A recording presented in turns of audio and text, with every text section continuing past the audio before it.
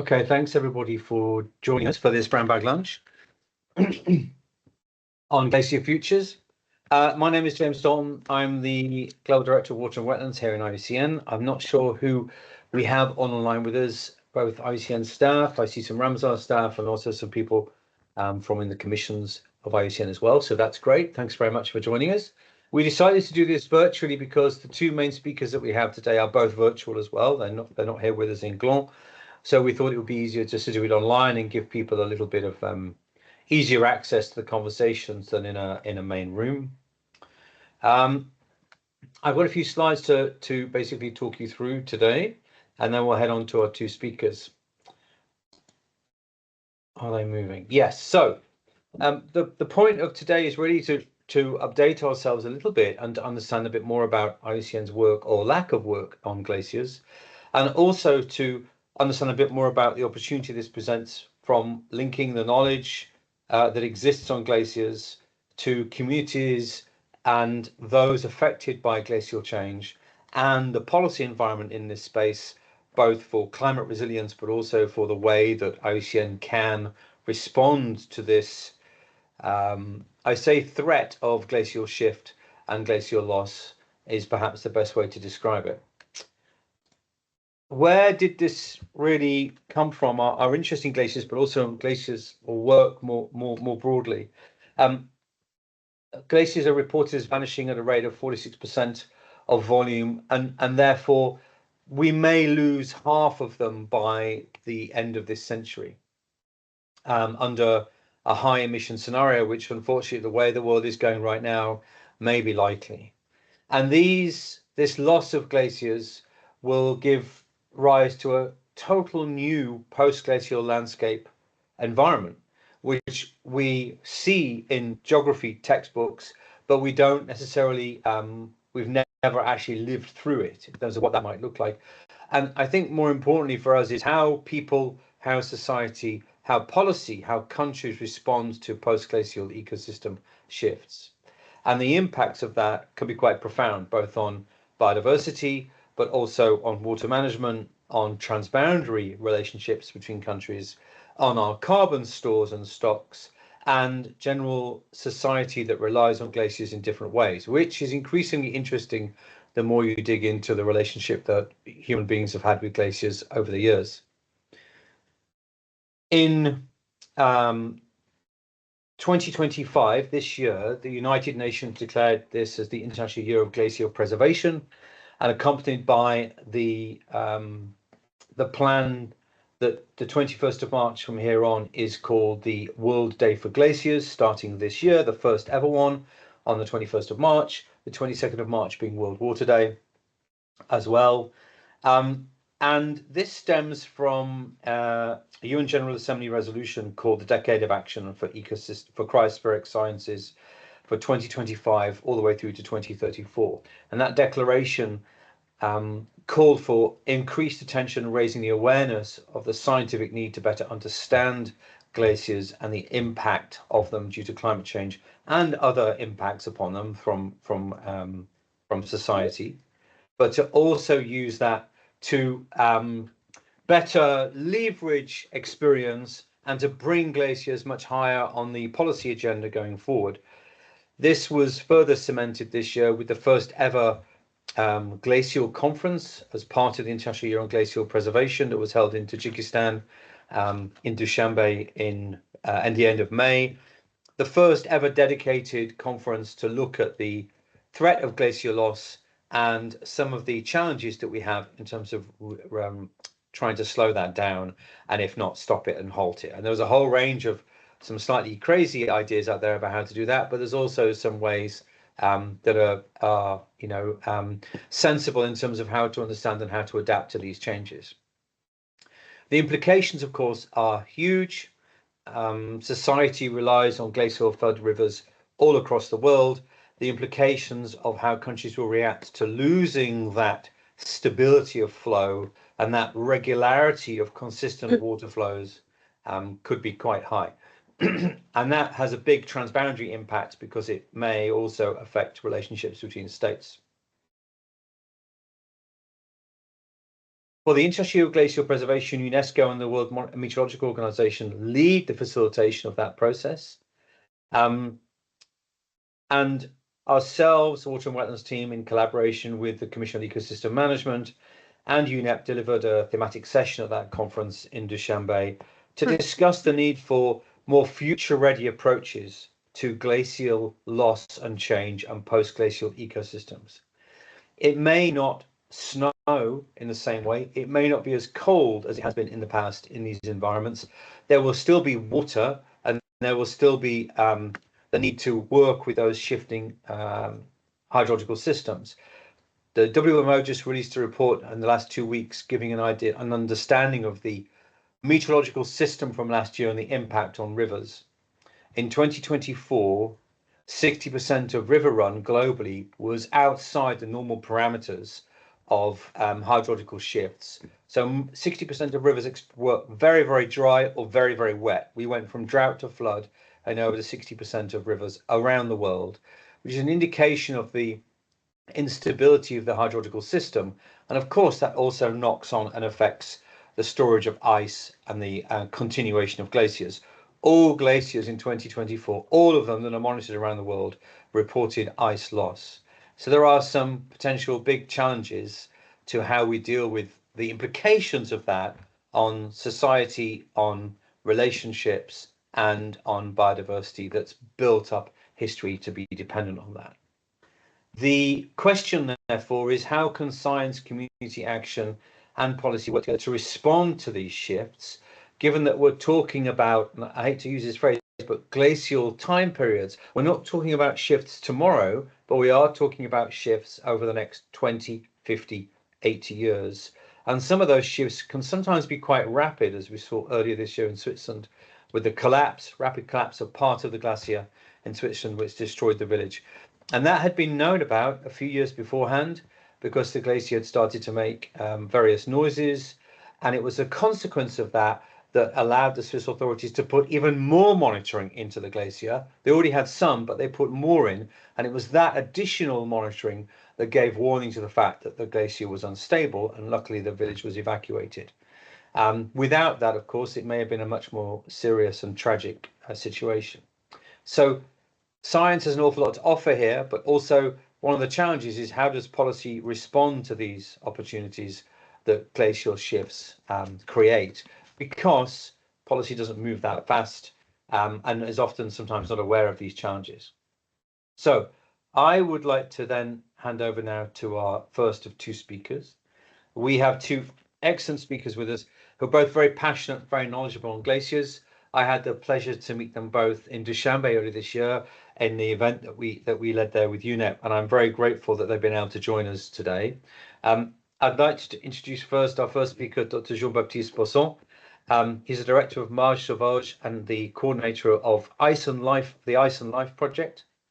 Jean-Baptiste has a massive wealth of experience on glaciers, so I don't want to take too much of the time that he has to speak, and then after Jean-Baptiste, we'll go to our next speaker as well. So Jean-Baptiste, over to you. I think you can share slides from your side. Thanks a lot, James, and thanks for the invitation. Very happy to be here today. A few years ago, I was working also with Tim Badman and his team in the World Heritage Program. So I used to come in Gland a few years ago.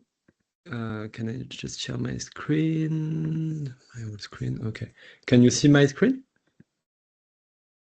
Yes, we can. Yeah. Okay, sure. And in 2019, we published this paper for IUCN. I published this for IUCN on the fate and the need to better consider and develop policies for World Heritage glaciers. So that could interest IUCN, and then I moved to my presentation. So I have something like 15 minutes. I put it in full screen. Okay, so thanks a lot. So I am the creator and the coordinator of the Ice and Life project.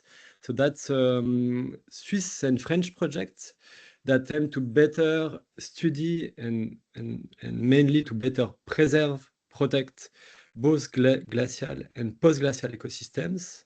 There is a lot of partners from the academic world, for NGOs, and also we have now the French state as a partner, and we try to do this cycle of action, so develop new scientific data, try to better communicate and to share the data, and the real aim is to improve and enhance policies and actions on both glacial and post-glacial ecosystems. We have just published during the UNOC, the UN Conference on Ocean, a global advocacy brief. So after the presentations, if it interests you, we can share the articles and the policy brief and everything you want, and also the presentation. So to introduce the subject, so the global change and climatic change since the industrial era has risen the temperature by 1.3 degrees. For us, for Homo sapiens, that's a very tiny change, and we don't have the captor to perceive it. But if we look at in cold regions, what is the response to this climate signal?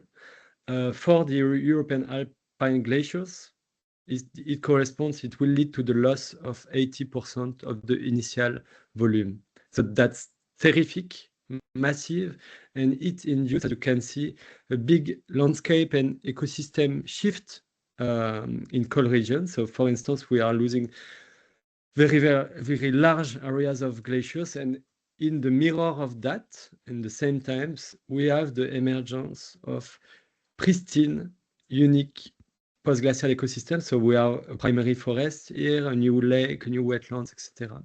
And of course, the consequence, they are global, cascading, and it affects all the world. I will tell you about that later, but as a consequence, for instance, since 1 century, the sea level has risen from 23 centimeters at a global level. So scientifically, we try to improve knowledge, and especially to map where, and that's important to say that without human, my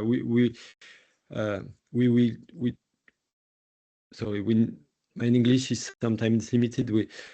Without human, there will be no climate change. So the size of the glaciers will cover all the center of the picture. So that's an important thing to say. And we try to delimit and to have the size of the glaciers before the anthropogenic climate change. So we map all the, that's an example is in the French Alps. We have mapped all the extensions of glaciers 200 years ago to see already the size of post-glacial ecosystems. So for instance, in the French Alps, we have already lost 2/3 of the initial glacial surface. And then one of the statements of people that want to develop new projects in this area is that after the glacial retreat, there is no life. And we try to show that we can go in the field very soon after the glacial retreat, and there is a lot of species from the very microbial and microorganism to trees or large mammals, etc. So we are in time of, we are running against time to show that after the glacial retreat, there is very important refuge for biodiversity that emerge from glacial retreat, and we have to preserve them for that. We also do some remote sensing analysis with satellite data. And for instance, that's the ALECH, so that's in Switzerland, that's Berner Oberland, Blatten with the large rock falls and glacial collapse was just there. And we are mapping all over the Alps the current size of glaciers, what have developed as ecosystem after the glacial retreats. It's that mineral and sedimentary ecosystems, new lakes. Are they natural? Are this one or due to the hydropower dams? Are these two ones, for instance? Grasslands, new pristine forests, and etc. And we try also to capture the threats and the developments of new infrastructure, such as dams, such as new ski resorts, especially in the Alps. So that's the result for all the Alps. I won't go too much into details, but I could share with you later. And we are submitting this. We will submit this up to the end of the year to a high paper scientific journal. High impact scientific journal. So that's an example of impact. So in blue, you have the outlines of the glacial positions 200 years ago, and then you can see that ski resorts have developed over post-glacial ecosystems, but also on glaciers. And we have new dams in the Alps that are, for instance, flooding emerging pristine post-glacial ecosystems. So, and finally, 2 years ago, we published in Nature the future of all glaciers globally. And what was new is that we consider glaciers as a freshwater store, but at the same time as an ecosystems. And we, for the first time, predict the future size of glaciers. And that's important for future habitats of very, very specific species adapted to glacier conditions. And also, for the first time, we project the future topography that will emerge from glacial retreat over the end of the century. And in order to anticipate the future of Earth and the future of cold regions in terms of the distribution of ecosystems, how many new lakes, how many new future areas that will be home to new forests, and etc. And just the key results, the glacial retreat over the century, according to climatic scenarios, will range from the size of ecosystem that will appear will range from the size of the Nepal at minimum, so 50,000 square kilometers to the size of Finland. So in other words, it's like new, very, very big ecosystems that are emerging at that from glacial retreat, and that will emerge in all the cases. I won't go into too much detail. In this paper, we also try to anticipate this consequence for the future water cycle, which will be the future volume of glaciers from the Paris. So the results are for the end of the century for the Paris Agreement scenario or the business as usual scenario. What will be the future glacier of volume of glaciers, of lakes? How many? What is the amount of glacial meltwater that is going to be accumulated and stored in lakes? The other part will go to the oceans, and etc. We also try to anticipate the future habitats that will emerge from glacial retreats, from very extreme, steepy or cold habitat to mild conditions. And then just a quick look on the future questions of the carbon capture in emerging soils. So, for instance, the emerging soils will lead to the sequestrations of carbon equivalent to the size of tropical wet forest from 2,000 to 10,000 square kilometers. So that's just big figures like that, but that's work that we are continuing.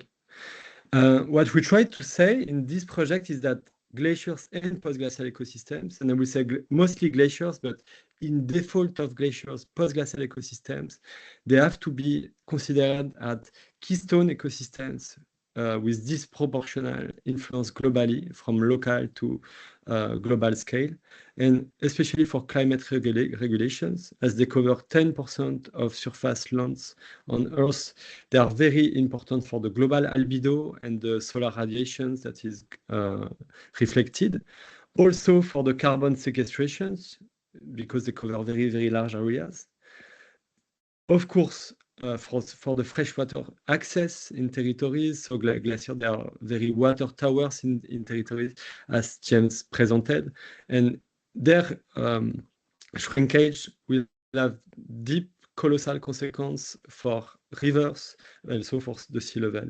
And we try also to anticipate, as I said, the future volume of emerging lakes or of emerging wetlands, because they are going to be key in the future at the territorial scale. And finally, glacial and post-glacial ecosystems, they are very unique because of their pristineness. They are very pristine, very so that we have primary forests, primary lakes, and etc. So they are refuge, sanctuaries for biodiversity that has to be preserved. But at the same time, there is increasing threats. Mining companies already buy lands where glaciers and post-glacial ecosystems are developed. And for instance, this is an example of a mine in Kyrgyzstan where they destroy the glaciers in real time. They do not wait for the glacial retreat. In the North America, in Central Asia, in South America, mining company, they buy post-glacial ecosystem because they want to develop new mine. Look at the interest of the Trump administration for the Greenland. That's very terrific. They want to destroy every post-glacial ecosystem there. So that's 3 examples in the French Alps. For the touristic industry, they are also destroying glaciers and post-glacial ecosystem to develop new, especially ski resort. But there is a lot of projects, for instance, in Switzerland, of new hydropower dam in these pristine areas. So the streets are very, very important and growing. And as I said, if we look at the human footprint and how intact are the Earth's ecosystems, if we look at Europe, for instance, look at the last green pixel, which correspond to intact ecosystems, are mainly in the European Alps, where glacier and post-glacial ecosystems have limited the developments of human settlements and infrastructure. So we have to protect the last of the wild. But at the same time, this is totally something that is unsought by global policies, national policies, and for instance, IUCN did not work so much or at all on the topic of glacier and post-glacial ecosystem preservation. So we try to propose in IUCN a very integrative and holistic view to work on that ecosystemic change from glacier to post-glacial ecosystems. Most of the academic world and the policies, they are focused on anthropocentric views to mitigate geohazard, for instance, to develop new energy, power plants, etc. And we try to put on the same table key fact on the importance of this ecosystem for the global functioning of Earth and for territories on the climate, water, and bio and geodiversity issues. And we have tried to propose a stewardship framework that I will just develop later. I am close to the end of the presentation, so if we have to act to better protect this keystone ecosystem, first of all, of course, the key solutions to do is to implement the Paris Agreement and to mitigate as much as possible climate change. So there is big paper as the one we did in Nature or in Science in the beginning of 2024, showing that we can still save a very large amount of ice globally, and the decisive period is right now. And after that, we are going to pass irreversible thresholds. And so we have to use, and that was something that we wrote in that paper on the World Heritage Glaciers. We have to use glaciers as allies to work on that, to raise awareness on the climate and also water and etc. issues, and also to implement policies. And one very good example of that use of glaciers as allies to work on climate is the Swiss example. Thanks to the Glacier initiative in Switzerland in 2022, I think we voted to put the Paris Agreement into the Constitution. So that was a citizen initiative, very important, and that showed that as a citizens, as a scientists, we can also try to use glaciers and to act and to implement climatic policies. And at the same time, something new that we maybe put on the table was to say we have also to protect glaciers and post-glacial ecosystems in the territories, because they are facing threats like mining companies or like ski resort development. So, and that's also a way to protect the future nature. protecting. So I work, for instance, that's in the Mont Blanc in France, just in front of Gland. You can see that place when the weather is good in Gland. We have said that the protection of this zone is also something proactive. That's a good step for the future, but because we know that we are going to lose a lot of glaciers in this landscape. But if we protect right now with effective protected areas, this area, that's a proactive way to protect future wetlands, future forests, and etc. And I think that's pretty rare at the global level to anticipate right now the protections of future ecosystems. So we have the chance to have said to the French government and to have been followed by the French government. So I propose a new measure in the French National Strategy for Biodiversity 2 years ago, and they adopted it. So that's the first state, to my knowledge, that committed over the last years to put under strong protections and effective protection all its glaciers and post-glacial ecosystem. So now we are working, I won't go too much in detail like that, but that's something that could be maybe, I think, a cool source of inspirations at the international level. So basically, we are working to transform the orange polygons, which are unprotected glaciers and post-glacial ecosystems, into the blue ones. So we have started to work with territories to make it desirable and to work with stakeholders as children, as mountain guides, as citizens to make them actor of the preservations of their glacial and post-glacial ecosystem.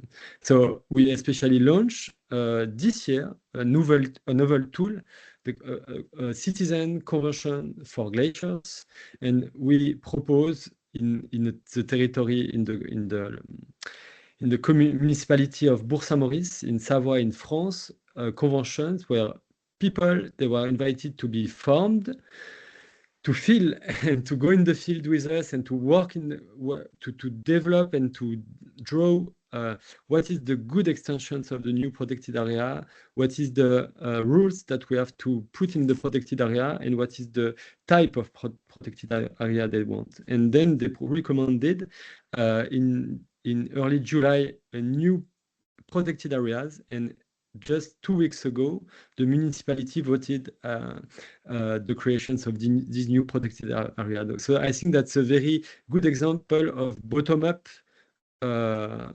process with citizens, with children, with the stakeholders to do good protected areas and effective protected areas. So just to conclude, there is a lot of things to do at the international level on that topic, on both glacial and post-glacial ecosystems. In nature, 2 years ago, we showed that globally, only 30% of glaciers are under strong and well-protected areas. 8% or 9%, sorry, are in the 8% are in the World Heritage Sites. But there is still a lot to do, for instance, in Central Asia or in the north of Canada or in Russia, for instance. So still a lot of things to do on that topic, and alongside and with IUCN, also with other key organizations as UNESCO, UNEP, we are working to put that at in the international agenda. So we were in Dushanbe.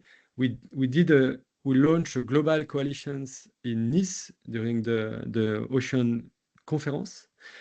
We have a motion that will be that is currently virtually voted, and that will be presented in 3 weeks in Abu Dhabi during the World Conservation Congress. We can speak about that later. And today we go with my colleague Marion. We are now in Paris, and then we take a train to Brussels. We are going to meet people from the EU Commission for the first time to put that on the table at the European level. And then at the end of the year, that would be the anniversary of the Paris Agreement, the 10-year anniversary. I think that's very important to say that we have to work both on climate actions and also on protections in the territories. So we proposed and we launched that small coalitions in Nice 3 months ago with Marcella. with the French ambassador for environment, with Kylian Jornet, which is one of the big athletes in mountain that we have. So a lot of people are interested by that, want to support that. We would be very happy to discuss the further steps with IUCN on that. We need to see how we can make the motion that we are going to propose, and I think it's going to be voted during for the World Conservation Congress. Okay, I propose to stop it, and I'm here later for the questions. So thanks a lot for the attention, and very happy to hear my friend Marcela now. Excellent. Thanks very much, Jean-Baptiste. That's great. That's a really good introduction for people to the work you do and the state of glacial ecosystems. And I think there's nothing more frightening than seeing any image that demonstrates the rapid glacial loss that we've had over the last, in particular, the last 20 years, never mind the last 100 years. So thanks very much for that, and giving us an understanding of where you've got and an update on the science and the plan for launching various initiatives, and we'll come to some of that a little bit later on. So now I want to hand over to the next speaker, who was also with us in Dushanbe, Marcela Fernandez Barrenetxe. She's the founder of Cumbres Blancas and Glacier Nation. Marcela, are you there? Are you able to share your screen with us? Yes. Excellent. Yes, I'm here. I'm actually in holidays with my family, so we did a small stop. I have the car as my office, and Ala is going to help me. Put the slides. Basically, the slides are just you can pass spontaneously. I want to take you into the journey of the tropical glaciers, of the Colombian ecosystems, of the Paramo and the glaciers. It's a pleasure to be here. Thank you so much for the invitation. And first of all, I would like to break the ice, that ice that stole our heart. I would like to break the ice by asking two of you, volunteers, whoever want to unmute their mic and tell us maybe a personal connection that you have with glaciers. If anybody wants to share maybe a moment they remember, or if there's a special anecdote. So whoever wants to maybe share with us. Anybody want to open the? I mean, I'm happy to do it, but I prefer others have something to say on the glaciers. Anybody have a passion and a story to tell?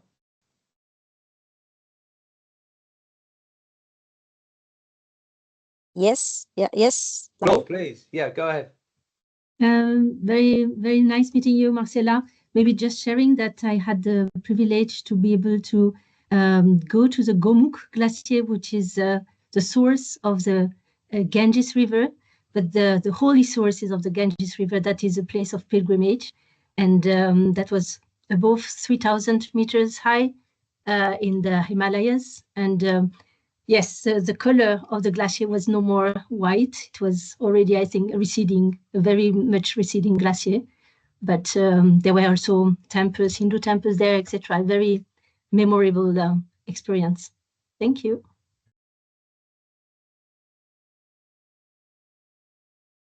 Alejandro, you have a hand up.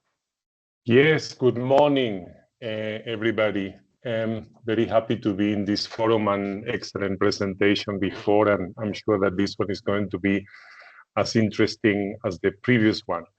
So my recollection a lot, but I'm going to speak from my field, which is environmental law. Almost 2 decades ago, we organized in South America a discussion forum on legal and policy issues relating to glaciers.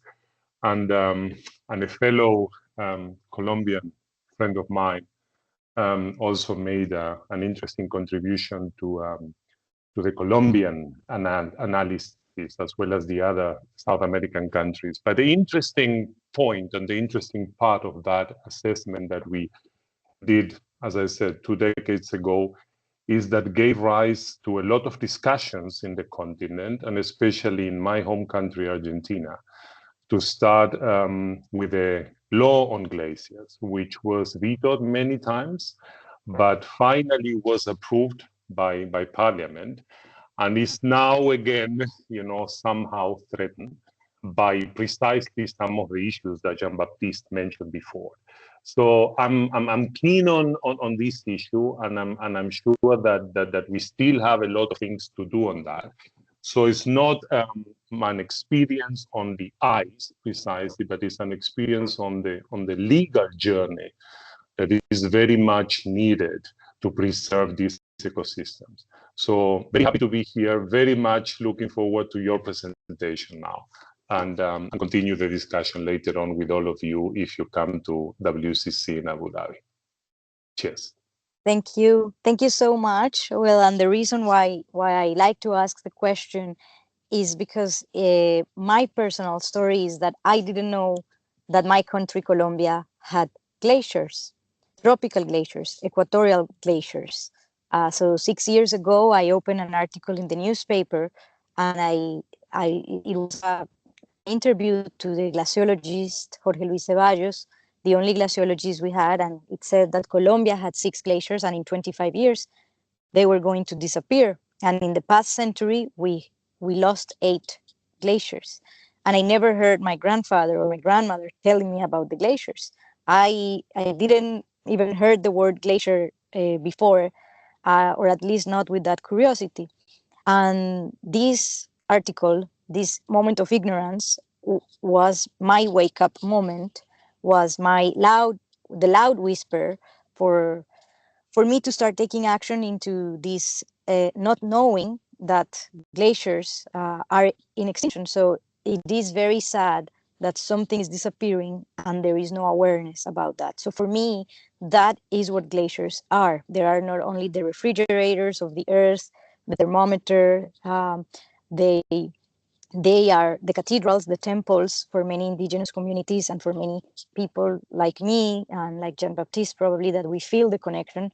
So it's not only the connection of studying them and monitoring them, but it's also the spiritual connection. And that's when and how Cumbres Blancas was born, out of ignorance, creating a multidisciplinary movement, a multidisciplinary team of people, from scientists to photographers to activists, elders.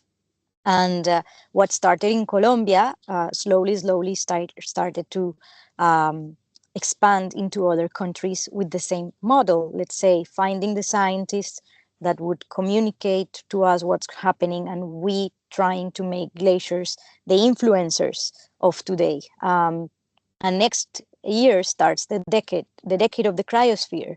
And what I think we need is cryosphere literacy. We need the word glacier to enter the house, the homes, the conversations, not in an apocalyptic way, because we know that seeing the catastrophe of glaciers disappearing can also create a lot of eco-anxiety, but we like to transform this into action. So in Cumbres Blancas, we do that through different formats. We created a book in Colombia that honors, and it's a tribute to those glaciers that we still have. We create expeditions, scientific expeditions, and pilgrimage to visit the glaciers so people can understand what's happening.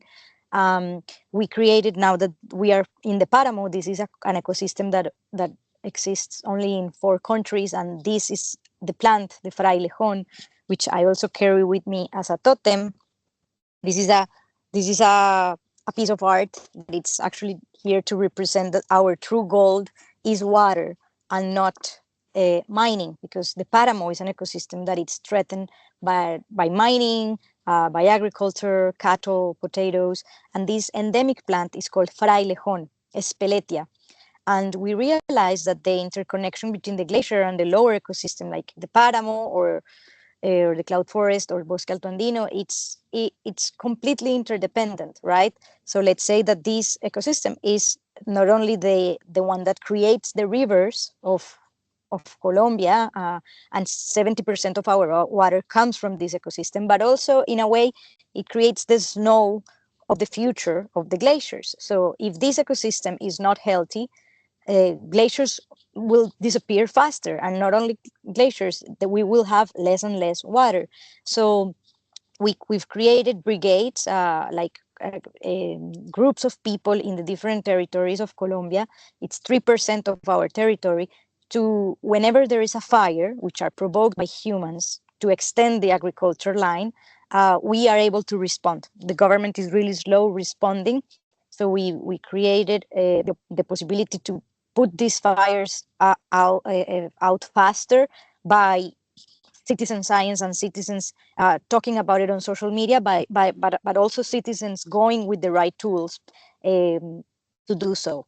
And this, what you are seeing right now, it's a baby frailejón. We realized that this Espeletia plant, we have 90 different species, and it's a lot under extinction. It's very much like endemic. So we created nurseries, greenhouses, to propagate these seeds. They grow very, very slow. It takes up to 2 years for them to have 15 centimeters for us to be able to plant them. And we not only plant the frailejón, but other endemic plants of the páramo. This is one of our main focus. So right now, what we are doing is also giving the opportunity for people that live in the páramo to have options, to have alternatives, to learn that their backyard, their garden it's a heritage, it's patrimony for the whole world. It's an ecosystem that only exists in Colombia, Ecuador, and Venezuela, and they don't really know this. So this is the work that we've been doing in Colombia since the past 3 years. We focus a lot on restoring the ecosystem. So as Jean-Baptiste says, protecting is really important, but restoring is also very important. So as we grow, because right now Cumbres Blancas has grown and it's called Glacier Nation in different countries. In Kenya, it's called Bilele Bieupe, which is Cumbres Blancas in Swahili. We are in France, in Italy, in the US, in Canada, and it's always a multidisciplinary team of people, citizens that want to collaborate and want to talk in the name of glaciers. What you're seeing here are pictures of an in vitro model, which is the PhD of one of our volunteers, of one of our team members, was the possibility to propagate the seed of the frailejón of Espeletia in the laboratories of universities and reducing these 2 years that I mentioned into 6 to 8 months. So we not only gain time, which is what we need, but we also have a mortality index that is way lower in a plant that has an insane mortality index. So what we want to accomplish is, by this year being the year of international glaciers, is what if over 40 countries in the world have glaciers? What if every country could have a movement like Cumbres Blancas, like Glacier Nation, that honors, accompanies, and speaks for the glaciers, their glaciers, the ecosystems below the glaciers, maybe find the equivalent of this plant and restore the ecosystem if it's needed, or if it's needed to be more protected. And in this way, we can have awareness, because what glaciers really want to tell us is that they cannot melt in silence. We need to learn the lessons before they disappear, and they are giving us time. So we can use human creativity, human innovation, the capacity to join forces and speak in their name. So this is what we do, and we would love to really encourage this opportunity to create. We know we have seen the power of working in collaboration, and this is what we are doing in different countries. In different countries, and it was an honor to be able to be in Tajikistan, and it allows me to meet Jean-Baptiste Beswan in a festival that was called Agir pour les Glaciers. So we also do that, festivals to celebrate the life of this ecosystem. So thank you so much, and maybe we can have some exchange if there are questions, comments, or thoughts. And I hope that glaciers are really represented in Abu Dhabi, because this International Year of Glaciers has been important, but it hasn't been as ambitious as we need it to be. Excellent. Thanks very much, Marcela. Thanks very much for your presentation and for explaining to us where this came from in terms of your experience in Colombia and you questioning, understanding what glaciers are, and this approach to sort of citizen-led power and collaborative problem solving really nicely overlaps with also the endpoints of Jean-Baptiste's presentation. And he did mention motion 34, which is at the Congress on glaciers as well, which is great to see. So now the chance is for people online to ask any questions. I have one more slide to come to, but I'll save that for now. Now's the chance if anyone wants to raise any questions or to Jean-Baptiste and Marcella or make any suggestions or also share any of your own experiences with glaciers, which was a great idea as well from Marcella. So does anybody have any questions or comments they want to raise before we move on? Don't see any hands at the moment. Sandeep, yeah, and then Camille, and then Flo. Go ahead, Sandeep. Great. Thanks a lot, James. Hope you guys can hear me properly. First of all, huge congrats and thanks to both Jean-Baptiste and Marcella for the excellent presentations. Jean-Baptiste, you'll remember that when you brought out the glacier study back in the World Heritage Glacier study, it was one of the very, very few examples of IUCN having done any work, any analytical work in that area. And so you'll remember that we cited that paper also in our position paper for the climate COP that year. I had a specific question for you. You mentioned in your presentation that the post-glacial ecosystems as they emerge could have the potential of sequestering, storing some additional carbon dioxide in them, right? Now, that, of course, so my question is, does that, however, need to be offset against the release of greenhouse gases from permafrost melting, which is also potentially happening at the same time? So if you could explain a little the distinction between permafrost and glaciers and how that interaction works, that'd be really helpful. Thank you. And congrats once again. Thanks, Sandeep. Jean-Baptiste, just work on that response. So we'll go to the next question to Camille. Okay, a quick answer. So permafrost is the frozen ground. No, hang on, Jean-Baptiste, just hang on. Let's just go to another question first. That gives you a bit more chance to think through the responses. Yeah, please, Camille. Thank you for the presentation to both of you. It was super interesting. I'm also deeply passionate about glaciers and wrote my postgraduate thesis on post-glacial ecosystem conservation. So that would really talk to me. And I had the exact same question as Sandeep, actually, about the sequestration of carbon into the post-glacial ecosystem. So if you could please explain the process of how it works.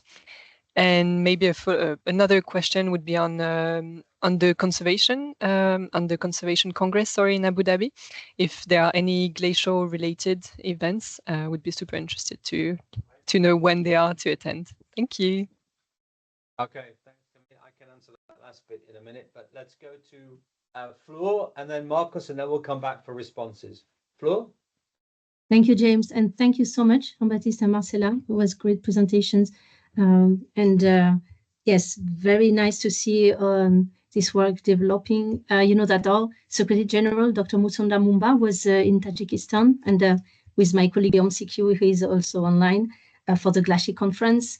So we are from the conventional wetlands, Ramsar Convention wetlands, and we really do think that there is a lot to dialogue with Glacier and then the wetlands below.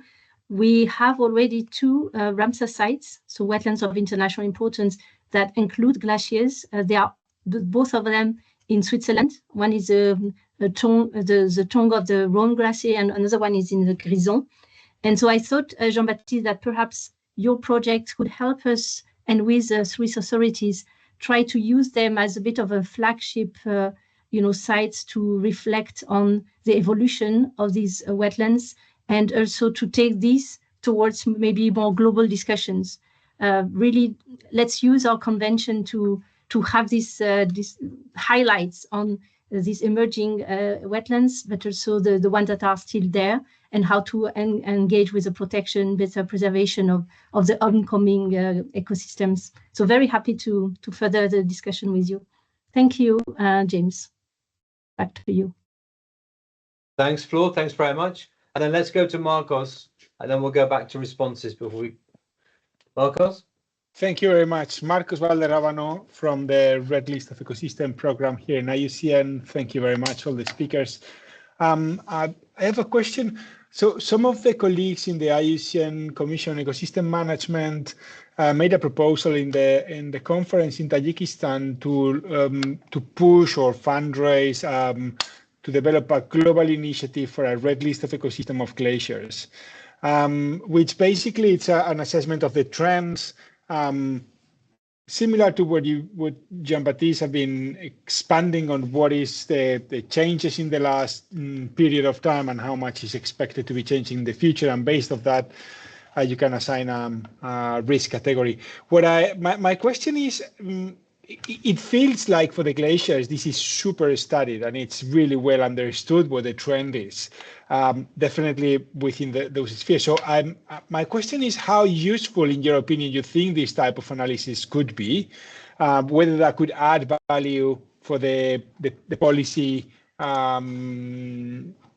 pressure and the need to move forward, or whether that's we should focus the resources in something else more adapted to actually action, right? Because the understanding of the risk affecting glaciers is well known enough. Yes, thank you very much. Okay, thanks, Marcos. And Anthony, I see you had a hand up, but let's just go to some responses and then we'll come back to you. So Jean-Baptiste, over to you and Marcela for any responses to those points. Marcela, you want to start with something? Go for it. Mm-hmm. Okay, I start with the very good question of Marcos. So as you know or you discover, glaciers, they are not thought at all as habitat or ecosystem. Very IUCN didn't work a lot on that at the national level.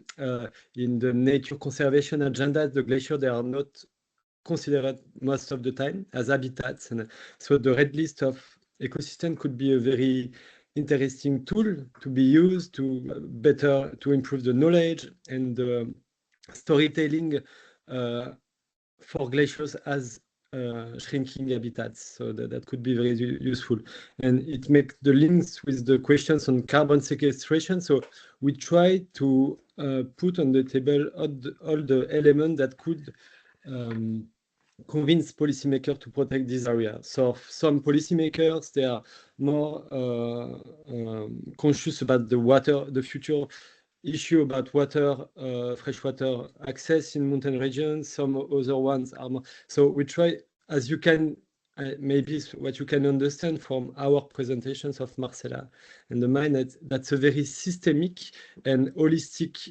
topic.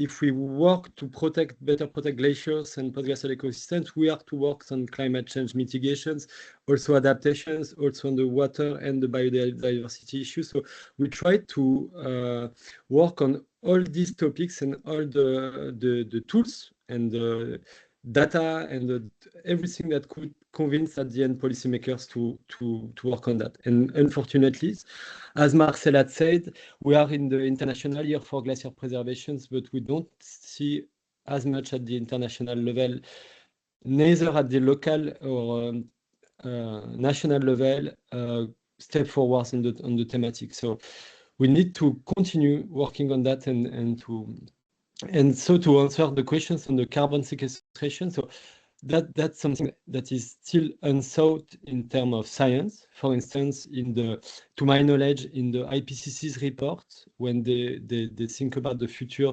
carbon fluxes on Earth, they do not work on the emerging post-glacial ecosystems and the amount of carbon that they will store. So the question is complex because glaciers, they do not store carbon. Glaciers are water. We can have secondary some rocks with carbon, but that's not at all a big store of carbon. But when glacier retreats, they make emerge fjord where plankton and phytoplankton can develop, and you know that's a big pump of carbon globally. The development of new soil with pedogenesis and also the development of new biomass, as I show you in forests or shrublands or grasslands and etc., contribute to sequester carbon.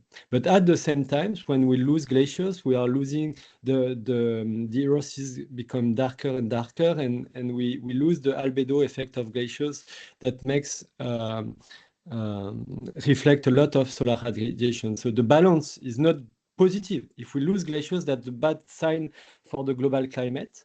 But in these bad situations, we have at least one good thing to do is to preserve these ecosystems, to let them evolve and to capture carbon. So that's a kind of second chance to act.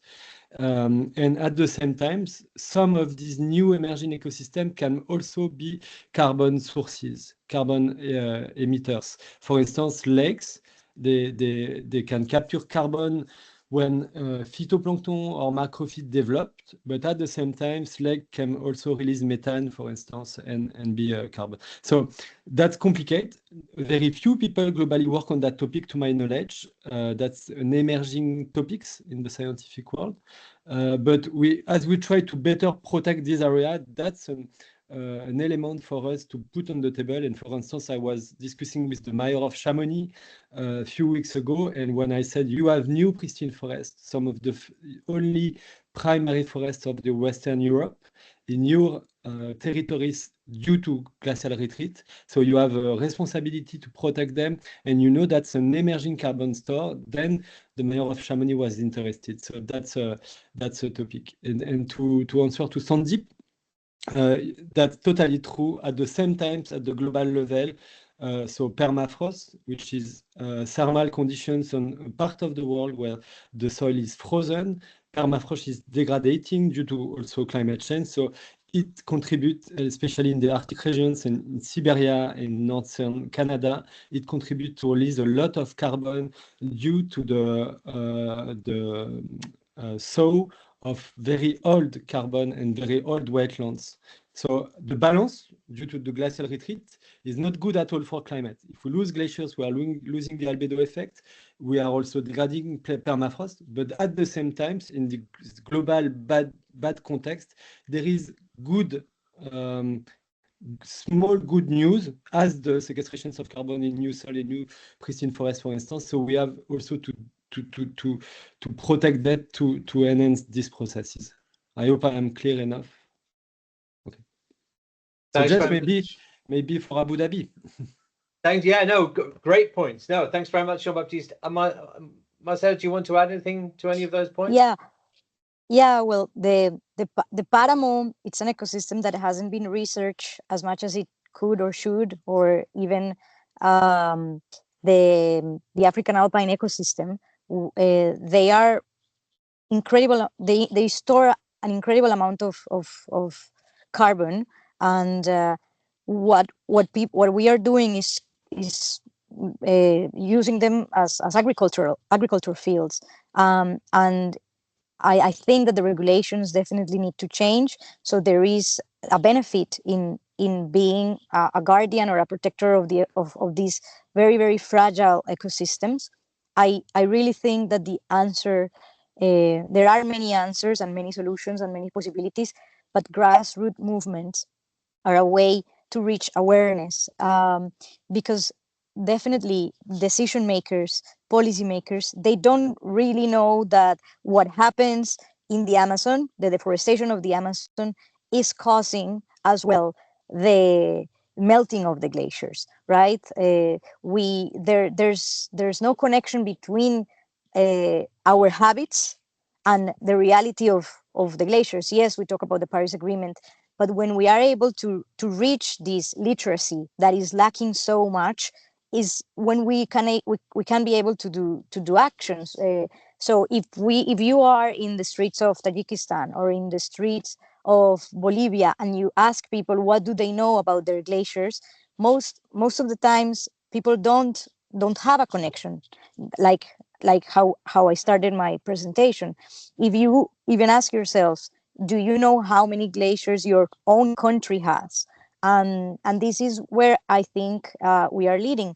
Most of the time, we are doing, the grassroots movements are doing what the government is not doing. So it would be great to be able to have more dialogue and more conversations so we can be of support and we can reach those audiences that maybe the government is not going to be able to reach, right? So I think that what we are trying to do is reach the heart untouch the emotions that sometimes science and rationality and papers are not able to do. So when we combine what Jean-Baptiste is doing with what we are doing, we are able to use to touch both sides of the brain, and then be more logical about the massive destruction that we are causing.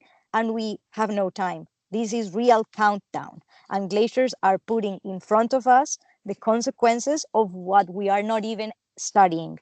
So yeah, I hope this is the beginning of a lasting conversation that is critical and very important. Great, thanks very much, Marcela. So I'll just show one more slide, and it helps answer the question that Camille had on what's happening at Congress. Let me do that. Hopefully you can see that.